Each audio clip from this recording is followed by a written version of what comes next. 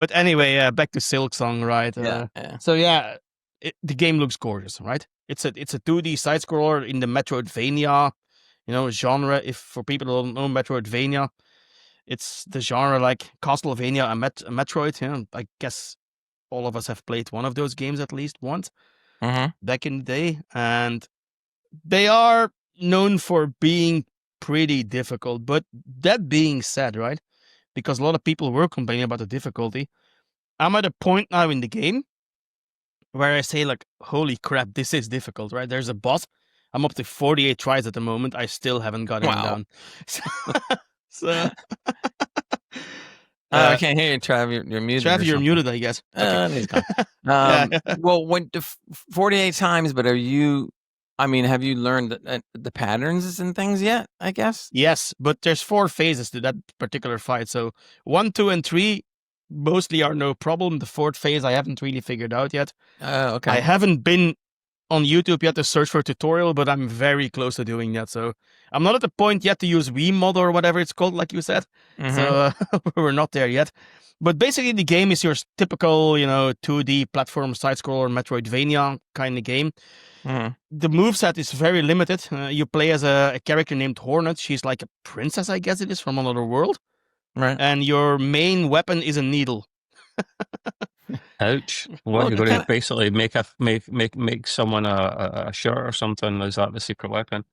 Well, actually, the dress she wears plays a big part in the game. So. The Silk. I mean, the character in Silksong is female. I don't know. I couldn't tell. Yeah, it doesn't really matter. But I mean, the dress she wears, when you jump, you can actually float a little bit because, like, was it Mario Brothers in the second one where you could float a little Princess bit? Peach. So, yeah, that was similar to that one. I guess they took inspiration from a lot of old games because there's some other things in there. It's like, hey, I think I've seen this mechanic before, like the bouncing. You need to bounce on certain. Remember the red tomatoes we said?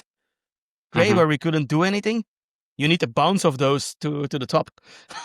So that's where the bouncing attack, which is actually pretty difficult at some points, because at some points there's even spikes on the wall, and where you jump, you hit the spikes and you die and all that kind of stuff. So, and there's literally, the game is littered with traps and bait.